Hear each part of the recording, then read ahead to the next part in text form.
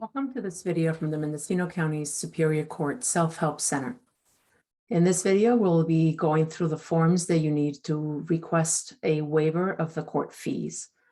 In Chapter 1, we'll talk about the FW001, which is the request to waive court fees.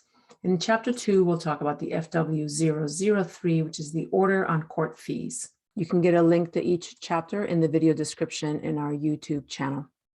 Okay, let's talk about the FW001, the request to waive court fees. First, make sure you read this information. It tells you that if you are on public assistance, are low income, or do not have enough income to pay for your household basic needs and your court fees, you can use this form to ask the court to waive your fees. There's other information here that you'll find helpful, so please read it before you keep going. First, let's fill out the case number. Unless you're starting a case at the same time as you're using this form, you should have a case number. If you don't know it, look at old papers you may have for this case, and it should be on those papers. If you still can't find your case number, contact the clerk's office or your self-help center and ask them for your case number. Then you'll need the case name. The case name is the last name of the petitioner, V, period, as in verses, the last name of the respondent. The petitioner is the person who starts the case, and the respondent is the other party in the case. Let's talk about the rest of the form now. In number 1, fill out your information. For number 2, this is your job information. If you're currently not working, in here, just write that you're unemployed. Number 3 is for your lawyer, if you have one. And then number 4, since we're talking about the Superior Court, you'll be checking the first box, Superior Court fees. I'm going to skip number 5 for just a second to talk about the rest of the form. Number 6 is where you indicate whether you have asked the court to waive your fees, in this case, in the last 6 months. If you have, you would check this box. And if you have a copy of that prior fee waiver, you would check this box and attach it. Keep in mind that you are filling out everything on this form to the best of your ability, and you're declaring under penalty of perjury that what you're writing on this form is true and correct. And you're going to date, print your name, and sign your name on this form once you're finished. Let's now go back to number 5. Why are you asking the court to waive your fees? If you are on public assistance, focus on number A. Look through all these different public assistance programs and check the box for any that apply to you. So for example, if you receive food stamps, you would check the box for food stamps. If you're on Medi-Cal, you would check the box for Medi-Cal. And of course, you would also then check this box saying that you qualify under A. So make sure you read it carefully and you check any box that applies. If you're not on public assistance, then you would move on to B. My gross monthly household income before taxes. So gross income means before taxes. It is less than the amount listed below. You would look at how many people are in your family, what your family size is, how many people depend on you for income or people that you depend on for income, and then see what the income for that family size is. If you're under the number allocated, then you would check box B. So for example, if you're in a family of 3, look at your family income, your gross income before taxes, and if it's less than this amount, you would check box 5B. Keep in mind that these amounts get updated every year. And so you may have a different form. If you're watching this video starting 2023, there might be different numbers here. So just make sure you're using an updated form to make sure you see what you qualify for. If you make too much, if you make over the amount on this chart, you might still qualify for the fee waiver, and you would look at C. C says that you do not have enough income to pay for your household's basic needs and the court fees.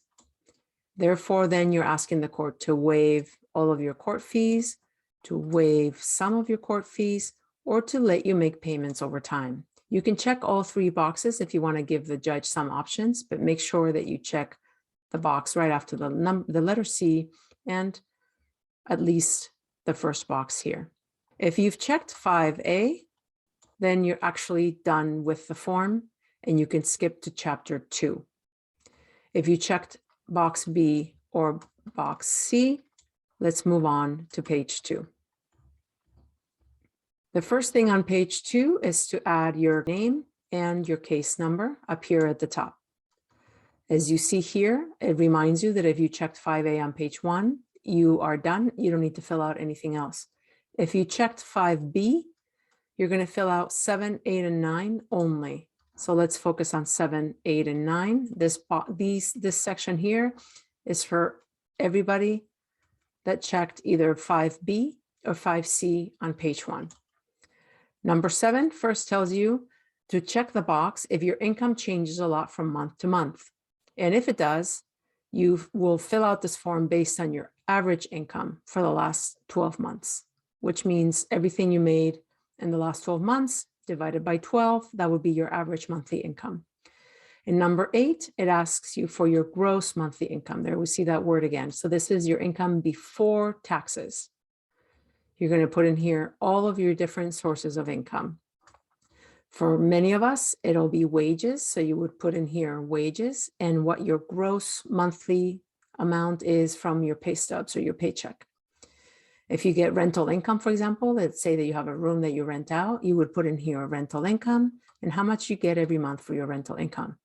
If you get Social Security, if you get veterans payments, if you get unemployment, anything like that, you would describe what the payment is and how much it is in this second column. And then you would total your income in this line B. Number 9 is for your household income. So this means everybody, all the people living in your home who depend in whole or in part on you for support, or people that you depend on partially or completely for support. Their names go here, their ages, their relationship to you, and their gross income. So for example, let's say you have 2 children living with you and they're still not working, they're minors, you would put their names, their ages, son or daughter, whatever they are to you, and 0 for their income. If you have a partner or someone else who's contributing to the rent, or a child who's over 18 and working, or even under 18 and working, you would put that information here. And then you would add in B, the incomes of all the people in your household that either depend on you or you depend on, whether it's partially or completely. And then you would total this line, which is all the income from other folks in your family, and this line, which is your income, that total would go here. If you checked 5B on page 1, then you're actually done now after doing 7, 8, and 9, and you can go to chapter 2. If you checked 5C on page 1, you have to fill out this entire page. So we're now going to focus on 10 and 11, which is really all of your money and property and your expenses. Number 10 is any money, bank accounts, anything of value that you may have. So first, cash, any money you may have in cash. B will be all your financial accounts. So all your bank accounts, you would put the name of the bank and approximately how much is in there. Car, boats, and other vehicles. This would be the make and year of your car, for example. The fair market value is how much you would get for it if you were to sell it. One way to find out the fair market value of a car, for example, is to look it up in the Kelley Blue Book, and you would put the amount of the value there. And then the last column is how much you still owe on that car.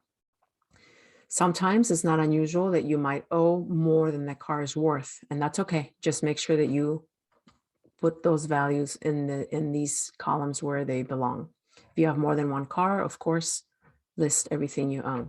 Real estate, so if you own a house or land, this is where you would put that same information. So the address of the house or the land, how much it's worth, the fair market value, and how much you still owe, which usually would be your mortgage. And then an E would be any other personal property you might have, like jewelry, furniture, fur, stocks, bonds, anything of value would go here. And again, fair market value, which is how much it's worth if you were to get rid of it, and how much you still owe if you still owe any money on any of those things. Number 11 is all about your expenses. First, in A, they ask you for all of your payroll deductions. So everything that comes out of your paycheck would go here. Your taxes, your health insurance, if it's in your paycheck, Anything else that's coming out, union dues you may have, mandatory retirement, 401k, anything like that that's coming out of your paycheck would go in this category, and the amounts would go here. For rent or house payment and maintenance, it would be either your rent or your mortgage payment, for example, and any maintenance costs that you have for that house or that apartment. You would put that here and make sure, again, that we're talking about monthly amounts. So even if you don't have them every month, those costs for maintenance, figure out how much you spend in a year and then divide it by 12 to get a monthly payment. Your food and household supplies, so all the food that you need and supplies for the house for you and everybody else in your household. Utilities and phones, so here they're talking about water, gas, electricity, garbage if you pay for it. When you think about telephones, think both about landline and cell phone, and not just your cell phone, but any other cell phone bill that you pay. All of that would go here. Clothing for yourself or anybody else that depends on you or that you depend on. Laundry and cleaning, so this would be like laundromat or dry cleaning expenses. Medical and dental expenses, this is for anything out of pocket, so any copays that you have to pay or any out-of-pocket medical costs that you pay. Insurance, this would be life insurance, health insurance, accident insurance. Do not include car insurance here. We'll talk about that later. If you have health insurance, make sure that if you put a cost here for it, you did not also include it up here. You don't want to include costs twice. So if you have health insurance taken out of your paycheck, you could just put it up here, and in here just indicate that it was included up here, or the other way around, but just make sure you're not counting it twice. School and childcare, this would be any expenses you might have for your children's school, childcare, or if you're in school yourself for your schooling, it would go in here. Child and spousal support, these are payments that you're making for either child or spousal support for a different relationship. So if you're doing this case for a family law case, you would be adding the child and spousal support payments you make for another relationship, not for this marriage. Transportation, gas, auto repair, and insurance. So this is where your transportation costs would go, including your car insurance. Any car repair costs that you have, gasoline, anything that you spend on transportation in a month would go here. If you don't have repair costs every month, but you do them maybe twice a year or more than that, just figure out how much you spend a year divided by 12 and make sure that you include that here with the total. Installment payments are anything that you pay on every month, a debt, a loan, anything like that. So for example, you might have a car payment and that you pay to a bank. So you would put the bank that you pay and that you make that payment to and how much that monthly payment is. If you have credit cards, that would be the name of the credit card company and how much you send them every month. Wages, earnings withheld by court order. So these would be commonly called wage garnishment. So any money that comes out of your wages, let's say it's for child support or for past taxes, that would go here. Now, like what we told you earlier, you don't want to include a certain expense twice. So if you included child support here, don't include it here. Or if it's coming out of your paycheck and you put it up here in your payroll deductions, do not again include it here. Or if you do, just make sure you don't include it in the total and you specify here that it was already added up here. Other monthly expenses is anything that hasn't been covered in this list. So if you can think of anything else, you would put here what that payment is and how much you're paying. And then you would total the amount here. If you have any other information that you want to provide to the court, or you have, you've had a special situation that has cost you to have really high costs, let's say, for example, that you lost all your belongings in a fire and you need to explain all that to the judge, you can use an attachment. You would check this box here, and then you would use just a regular sheet of paper. You would write the word financial information, your name and your case number at the top, and then explain to the judge everything that you would like the judge to know about your financial situation. You're now done with chapter 1 with the FW001, and you're ready to move on to the FW003 in chapter 2. Now let's focus on the FW003. This form is very easy to fill out because it is mostly filled out by the court, but there are some things you need to fill out yourself. First, in the same way that we talked about in the FW001, you're going to put in your case number. Again, You won't have a case number if you're opening a case right now for the first time. The case name would be the name of the petitioner, the person who first started the case, the last name, the last name of the respondent. Then in number 1, you'll fill in your name and address. If you have a lawyer, your lawyer's information. In number 3, you will put the date that you're filing your fee waiver FW001.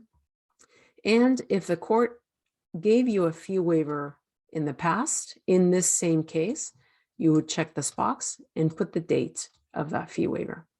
For the rest of this form, all you need to do is your name and case number on the top of page 2 and on the top of page 3, and then you're done.